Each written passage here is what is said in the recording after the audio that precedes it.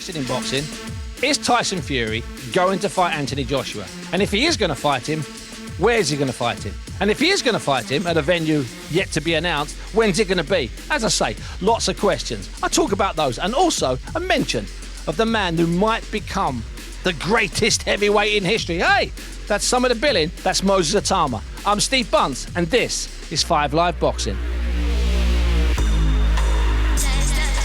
So the plan today was really simple. And I mean simple. Moses Itama is fighting for the vacant IBF heavyweight title at the weekend. Michaela Mayer's in an unbelievable fight with Chantel Cameron. I could, take my pick of the people I'd have on the show. And then along comes this juggernaut of indecision. Tyson Fury, Anthony Joshua, should have been done and dusted. We should have a date. We should be trying to get out to their training camps. Instead, we're dealing with he said, she said, some unbelievable negotiations have been going on behind the scenes and some unbelievable negotiations have been going on in open. So that meant I had to do away with Barry Jones, who's swimming the channel with Darren Barker. I had to do away with Stacey Copeland, who's somewhere doing a class, a gym class, some sort of keep fit class somewhere at Ricky Hatton's gym, and pull in the man that can deal with this and also the man that just jumps on a train casually, comfortably from Brighton and gets with me. That's Boxing Scenes and Matt Christie. Matt, now before we continue, I'm reliably told you've got some blockbuster news at the top. It's not a date and a venue for Fury and AJ, but what is it? Please tell me. Put me out of my misery. You're not going to believe what I'm doing after this, Steve. Go on, son, tell me. In my teenage days, I was a big fan of the one and only Marilyn Monroe. And knowing I was doing this today, I happened to see a poster on the train yesterday that there's a Marilyn Monroe portrait exhibition just down the road. No, I'm not. So that's where I'm going after this. Oh, those famous pictures on Jones Beach. You know those black and white pictures. They're the famous ones. I've got that original Marilyn Monroe picture, that book from about 30 years ago, which is now semi a collector's item. And those black and white pictures of her on the beach are just mesmerising. Yeah, I forget who took them, but I know that she did sit for a photographer called Karsh. And those were also, I think those are the ones in The Big Jumper, because he also did an unbelievable picture of one of my favourite writers, Ernest Hemingway, wearing a big brown roll neck. You see, you didn't think we could swivel, pivot. Look at Paddy, the producer. He's over there sickened to his stomach. He thought you were going to drop Marilyn Monroe on me and I'd be speechless. No, I can take your Marilyn Monroe, add in Ernest Hemingway and a couple of famous photographers and the location, and we could talk all day. But we can't talk all day. Well, we could talk all day, but instead we've got to address the latest, where we are with Anthony Joshua and Tyson Fury. We know that the deal was just about done and dusted in May, nearly done in April, maybe done in May or June, depending on who you believe. They both talked in June and July that the fight is absolutely signed and sealed. It has to happen. And, of course, the rest of that sentence, Matt, was that it has to happen in the UK. The contracts that Tyson Fury signed, the contracts that Anthony Joshua signed were for the fight to happen in the UK. We thought when we were out in Jeddah for Anthony Joshua's fight against Prenga, which was a bizarre occasion, the night after Tyson Fury fought in Pattaya in Thailand, we thought then we'd get an announcement. We thought we'd get Tyson Fury flying in on a private jet. Didn't happen. We're still no closer, or are we? Eddie Hearn has been very, very verbal over the weekend, coming up with all sorts of stuff to counter all sorts of stuff. Just give me before we read directly some of Eddie Hearn's quotes, which I think we've got to do, just give me your interpretation of where we are at this particular moment. And no Marilyn Monroe references, although one or two would be fantastic. I'll try and keep him out. Thank you, darling. I'll try and keep him out. It's complicated, and one senses it's been complicated since the very beginning. You could tell that perhaps the hymn sheets that they've been given had different lyrics back in April. Yeah, just because you give someone hymn sheets doesn't mean you're going to be reading the same hymn from those hymn sheets, does it? Exactly. So you kind of, at that point, you thought the fight was going to be announced. Joshua didn't accept Tyson Fury's invitation to get in the ring. In April, because it wasn't a done deal then. It wasn't at that point. And now my understanding of it is, and this is a while ago, speaking to various people, is that the contracts were different. This is the problem. This is the bottom line here for me, is the contracts were different. I was told that Tyson Fury's contract didn't stipulate UK. Whether that's right or not, I can't say. I can't be 100% on that because I haven't seen the contract. Well, according to Eddie Hearn, that's not right. But I was told that Joshua's contract is the UK. Absolutely, and UK only. And the dates were also different. Yes. Now, for me, this is just screaming that something isn't right. We know that they're going to argue perhaps about who's going to be the first name on the poster, who's going to be the last who of the ring, walks first, who who walks walks first, last. etc., etc. But surely the most important thing is get the fighters in the same place at the same time. And this is what we're struggling with at the moment. And we're still no closer to that as we come up to the last 4, 5 or 6 days of September for a fight which everybody seems to accept. The date, at least, is November 20th, which, of course, wasn't the date that we were maybe looking at in the last 2 months. It seems to have been the date we've settled on, and it seems to have been Madison Square Garden. And just to quote Eddie, it said, this is Eddie from the other night, it seems that every man and his dog wants to do the fight in America. We don't.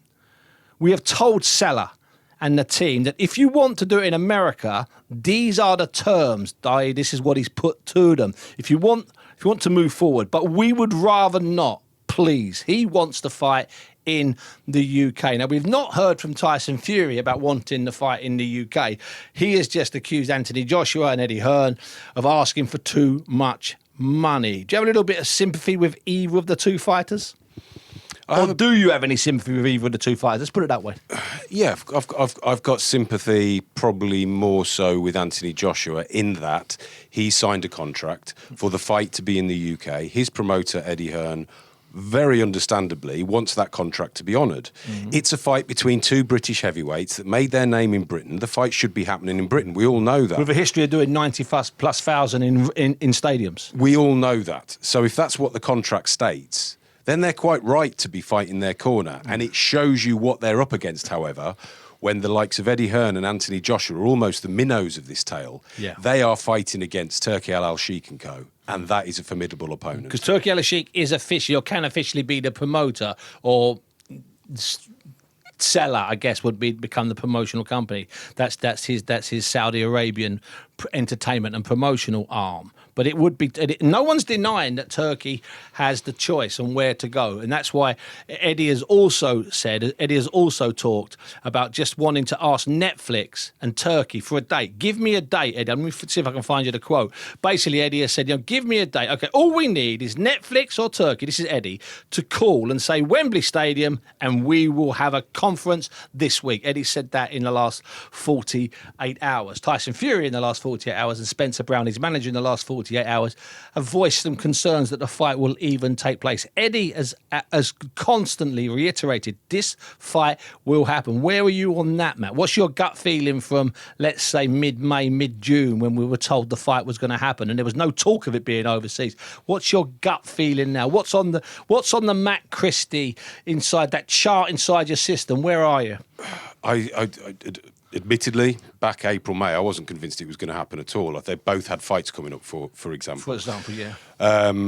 And then probably a couple of weeks ago, I was convinced it was going to happen. Yeah. Now I really don't know what to think, to be perfectly honest with you. It is ridiculous. It appears that common sense left the room a long time ago. And we've kind of been here before with these two. If fate was involved, we should have long ago realised that these two are just not meant to be together. Yeah. But, you've got all this talk about America. I understand the talk about America. I'm not necessarily in the anti-US train. I understand it. You've got people at Netflix that have looked at the viewing figures for all the boxing events they've done, and they've probably realised that 95%... We need to be at this particular time. 95% of the people that are watching the boxing events are in America. Yeah. Therefore, we need this event to be peak time in America. I understand it. Wherever it is in the world, it's going to be massive. And at no point has Eddie Hearn said, we're not doing this fight if it's in America. Yeah. Eddie Hearn, to paraphrase, has basically said, if we're going to do it in America, we need a new contract with new terms. And that's what's trying to be resolved. And that's what's really interesting. Of course, this entire game, this debate game, all of this furtive stuff that's been taking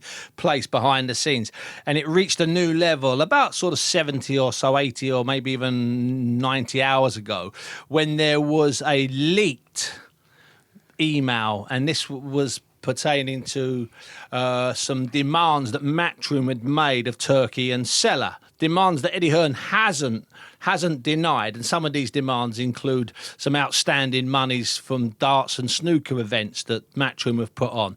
For instance, a new licensing agreement for Ronnie O'Sullivan's Snooker Academy, which I'm assuming is in Riyadh, and Matchroom to then have the say on a couple of the so-called undercard fights, one of which would have been Murat Gassiev against Jarrell Big Baby Miller, which is a fun fight for the WBA title, and Keyshawn Davis against Jack Catterall. Well, that's a fun fight no matter what belt's on display. And also the Tia Morana, the heavyweight, Brian Peters is heavyweight, and Odell Kamara. Those were some demands, or those were some things that were in an email that was sent to a select group of boxing, whatever you want to call them, YouTubers, and also correspondents and broadcasters globally. I never, ever got a copy of that, and my understanding is you never got a copy of that. There is an attachment to that there was, in theory, some cash incentives offered to print that and show that. Now, that we can't prove. Eddie has talked about that. But what Eddie did say is not one of those outstanding points was in the addendum. That's the actual addendum to the contract. And the changes to the fight contract, not the outstanding things we have been promised from Seller. Okay, we are not happy about that, by the way. So that's him talking about all of those things I've just listed there. But those were not obstacles to the fight happening. What we don't know, and we can guess, and people are guessing and speculating, is what is actually in this addendum that Matchroom have submitted to Seller that is been in at least 10 days, maybe even 2 weeks now. I mean, the fight in Jeddah, the Anthony Joshua fight in Jeddah and the Fury fight in Thailand was over a month ago now, Matt. Yeah, well, July 25, wasn't it? Exactly, July 25, July 25, so we're getting on for a month ago. And Lance Pugmire of Boxing Scene, he was covering this very, very closely. Did he break the story? He broke the story. Lance is a good operator. I'm glad he came back because he went into real estate for a while, didn't he? He did. He left the boxing business and went into real estate. Now he's back on the boxing scene. See what I did there? Oh, it's quite clever, though, wasn't it? That was incredible. Yeah, not bad. Not bad, Marilyn. Carry on. But, yeah, so Lance received this email and then he went and he spoke to Eddie and we broke the story. Yeah. It was very important that we managed to get both sides with this. But kind of reading between the lines here, there isn't anything out of the ordinary that's been requested by Eddie Hearn.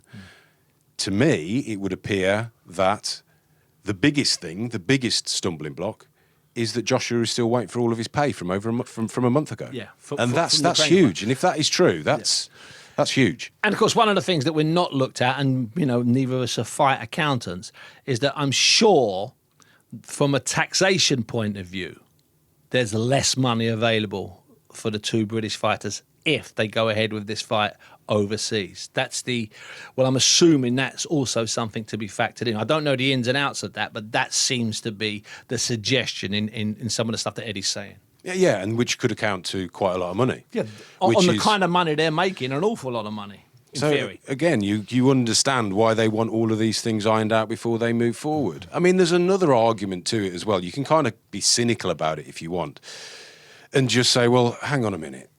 Why are they getting paid so much? Because if they were not getting paid so much, we wouldn't have to be doing it in America. We wouldn't be reliant on the Saudis to fund it. We could do it here at Wembley Stadium and it'd be the best event that the sport has seen for a long time. A genuine nation stopper.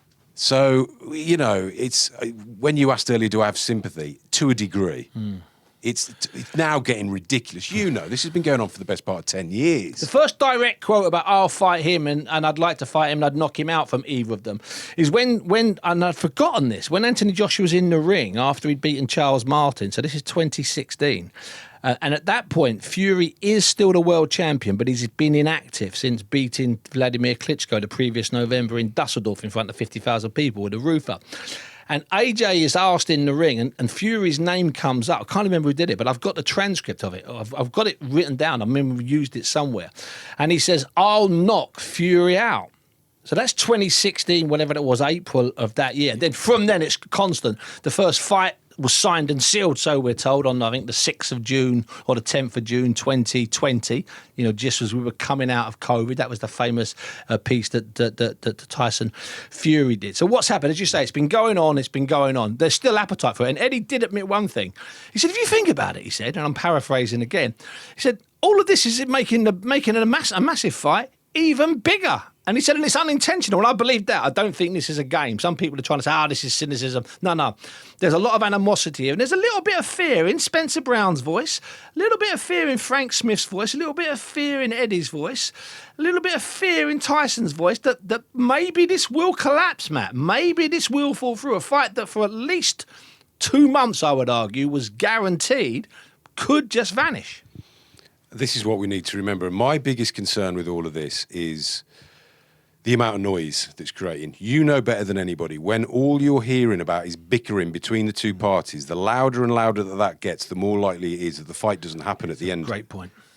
Yeah. And this is my concern now. If it goes quiet for a week, that's good news. Yeah, and then this is a good week for it to go quiet, with Moses coming up. Then next week with Katie coming up. It's a really good week for it to go quiet.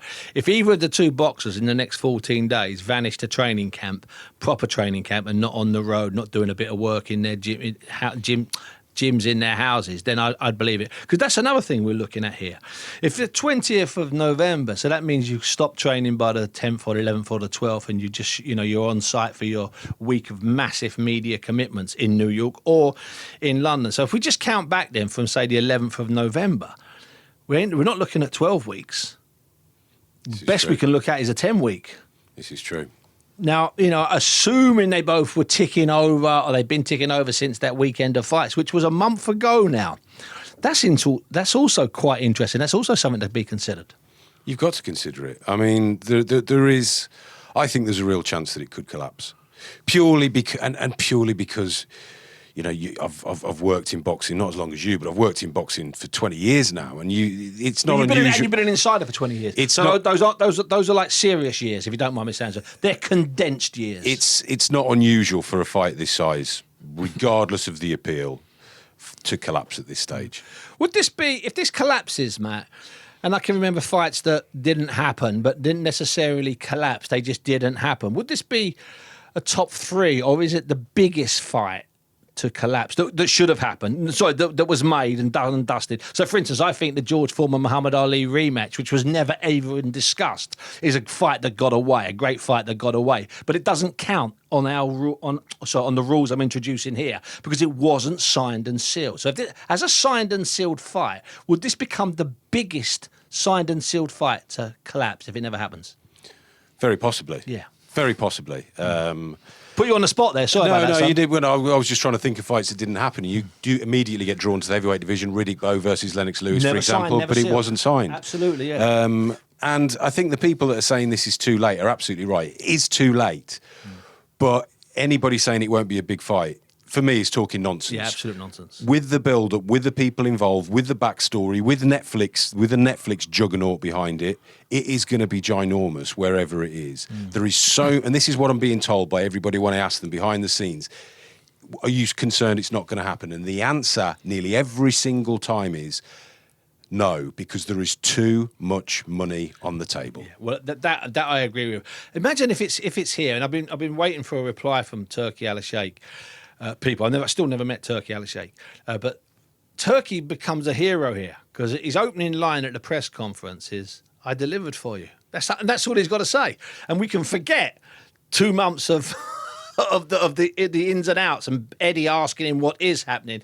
He can absolutely become a massive boxing hero, because since 2023, October 2023, he has delivered fights that we didn't think we'd get, fights that came a little bit late. He has made things happen. He used to have those mad nights till 5 o'clock in the morning with Frank Warren there, with Eddie Hearn there, sometimes with Bob Arum there, and they'd come up with magical fights that would happen.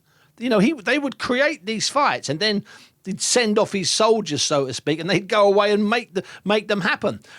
This would be a real pity in the Turki Al-Sheikh pantheon of fights I did and how I changed boxing. If it ends up going overseas, he's got a chance here to become a super cult hero. And one would think that he should be able to do that, given everything that he's done up to this point.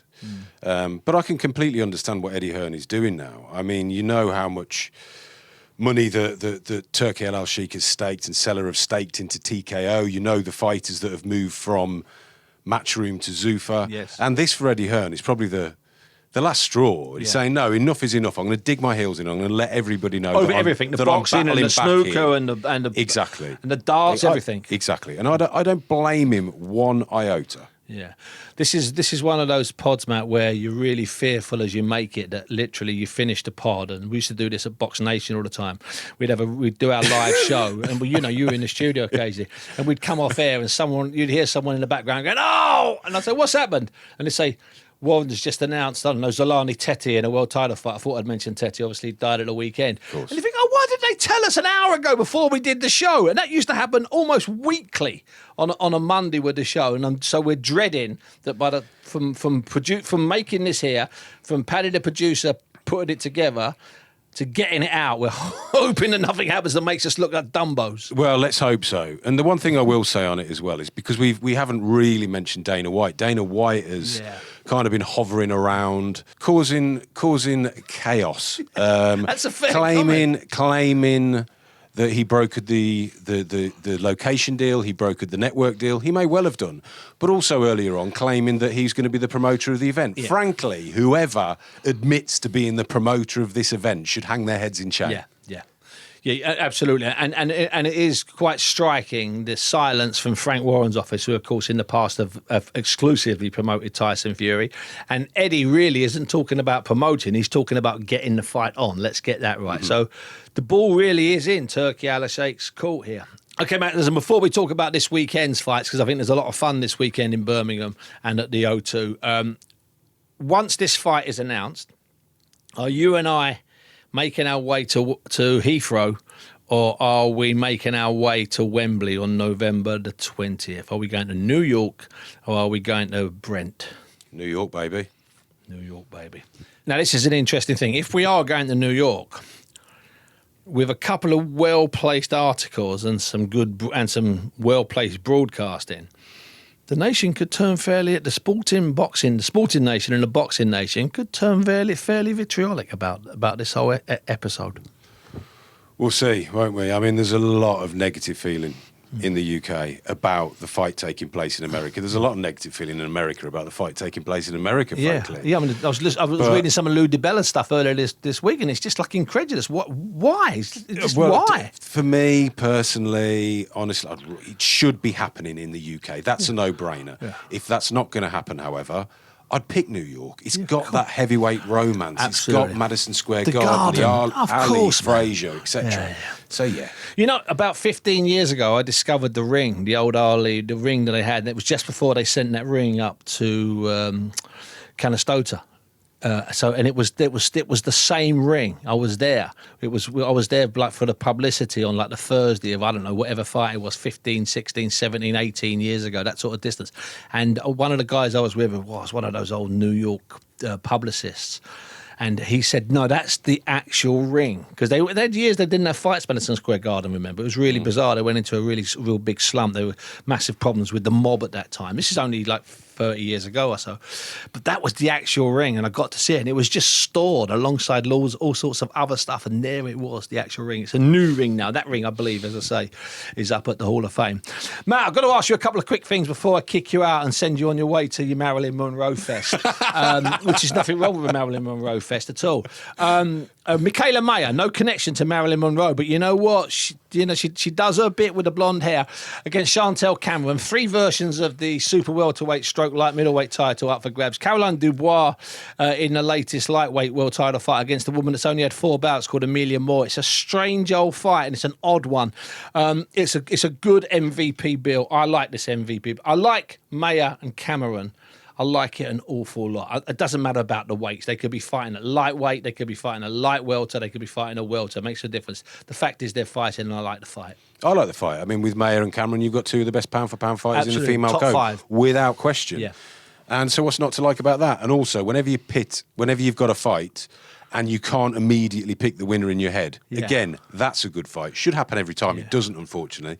But that is the case with this one. Yeah, I was thinking about it today, and there's 2 things. First of all, a draw's not a bad couple of quid if you're a gambling person. Not that I'm encouraging gambling, I'm just telling you. But I'll tell you the other thing that's an even bigger chance or likelihood is a split decision. It's just got split decision written all over it. If this is wide either way, I would be absolutely stunned, because even though they're 36 and 35, I haven't seen enough in their last 3 or 4 fights to suggest to me that they're about to become an old woman overnight. They've still got plenty left in the tank. So a tight decision seems good. Now, not far from here, out on in East London, stroke South London, it's bizarre the way the Thames works at the O2. Moses Itama fortunately upgraded to full IBF status against Filip Hrgović.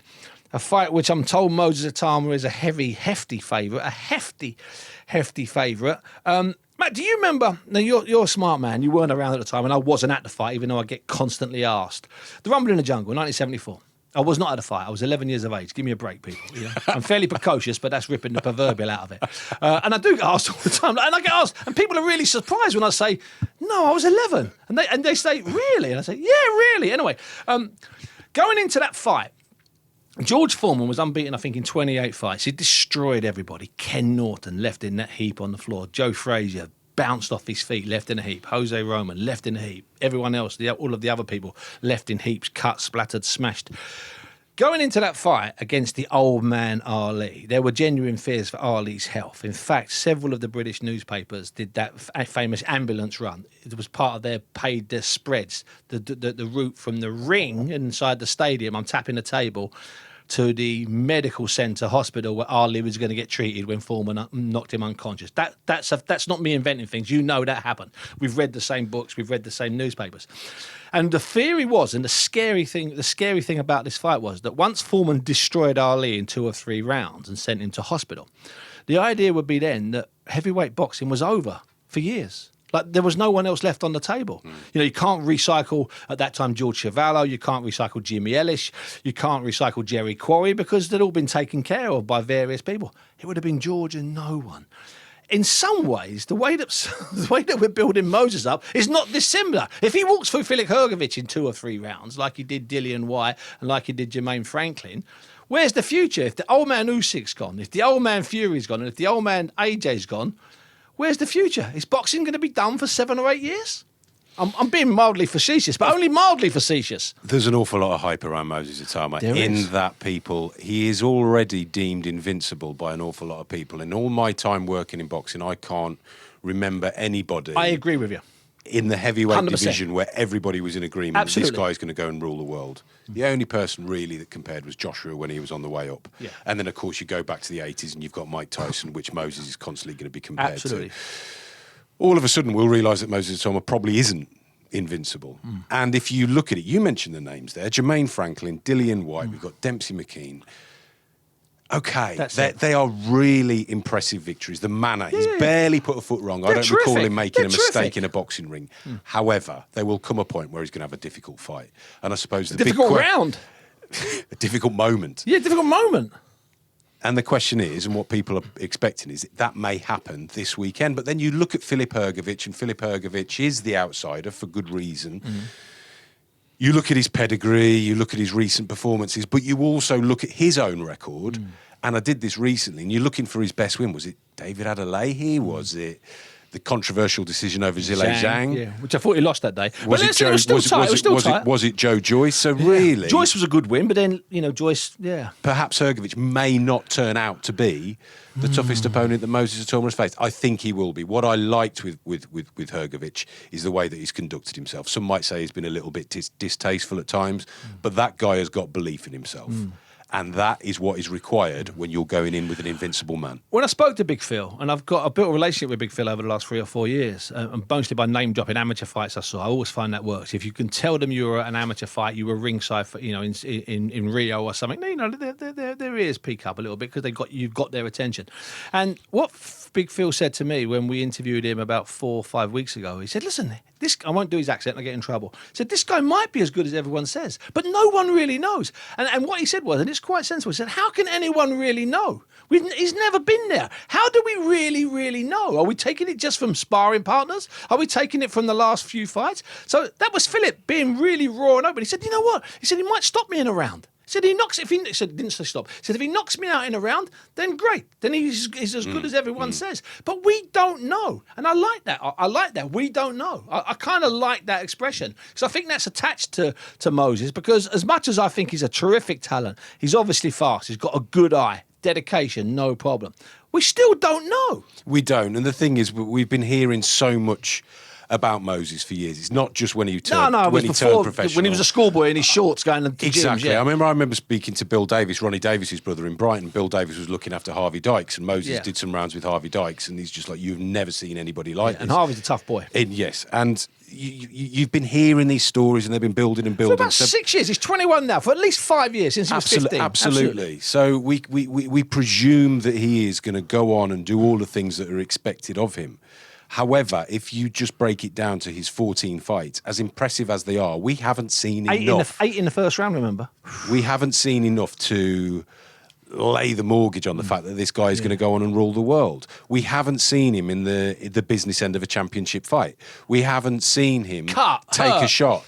We have to see these things before everything else comes true. He gets a little bit tetchy when you ask him about that. And he said, well, it gets a bit like that. He got a bit like that with me, talking to him down with the O2 in the background. And I said, listen, Moses, I think you're an incredible talent. You're certainly one of the best 21-year-olds at any weight that I've encountered during nearly 40 years of being paid to do what I do. And I've got no problem with that. But there have been other incredibly precocious 20 and 21-year-olds. Nassim Hamid turned out to was the same kind of thing. Joe Calzaghe, if you follow him, even though he was a bit older when he turned pro, was that same kind of thing, untouchable as an amateur, and everyone was talking about his strength. Even someone like Ricky Hatton. Now, of course, those three did go on and massively achieve, but even those three weren't lauded and stuck on this this ridiculous pedestal. I mean, he's close to a Trafalgar Square status already, and he's still never been past about 7 or 8 rounds. And I'm not convinced he'll go past that this weekend, to be honest with you. But will he get tested somehow, Matt?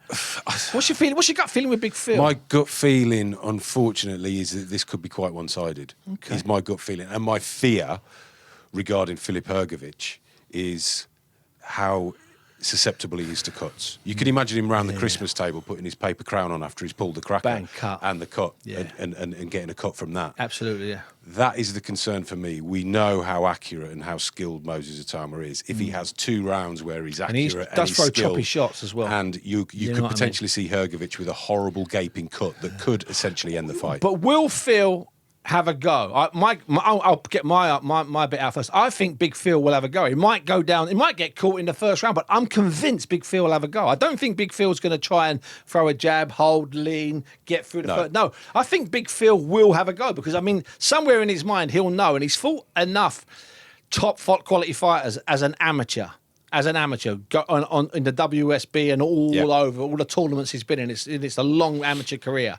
He's fought enough guys that were sort of unbeatable and untouchable and dangerous men to know that one of the ways to expose an unbeatable and untouchable man is to put it on him early. So I think he might take a risk, which is a brave and bold move. I think he's got to take a risk. He's got to, yeah. You can't be too respectful of this young man. No. You can't. No, absolutely. And I completely agree with you, Steve. I think Hrgović will give it a good go. I think it will be quite a pleasing spectacle for those of us that like watching 2 men tear lumps out of each other. And a bit of blood. Yeah, I think there will be. And I think that we will probably be more and more convinced about Moses Atama's potential after the fight. So let's finish our heavyweight chat with, I talked about how if George Foreman had demolished Muhammad Ali like he was meant to do in the Rumble in the Jungle, then George Foreman would have been the greatest fighter on the planet. No man could live with him. If beats Filip Hrgović, he's not yet the most dangerous, feared man on the planet, is he? Or is he? Or does he become that? Is that the belt that the WBC sadly didn't create? If he wins in 3 rounds, it's completely one-sided. He does a job on Hrgovic that nobody has ever done before. If he performs better against Hrgovic than Daniel Dubois did, for example, Moses Atama is going to be regarded as the best heavyweight in the world, and probably quite rightly so. But I think in order to get to kind of George Foreman levels, unfortunately, there isn't the old guard, which with your comparison was Muhammad Ali. The old guard is going. Joshua's not going to face him. Tyson Fury won't face him. Alexander Usyk won't face him. So Moses has got to create his own coronation, and to do that, he will have to beat the likes of the Dubois and all the other heavyweights and the Cabiels, etc., to get that. Yeah. So he's kind of there, but not quite there. I tell you what, we started with Marilyn Monroe. Yep. We did a detour, which wasn't a bad detour. Then we talked about Eddie Hearn's concerns about the fight, and we tried to break down why the Anthony Joshua and Tyson Fury fight has not yet been announced. Then we did a little bit of Michaela Mayo and Chantel Cameron, and then we finished up with Moses Atama on whether or not he's the best fighter on the planet. Matt Christie was absolutely brilliant, and I've been Steve Bunce, and this has been 5 Live Boxing.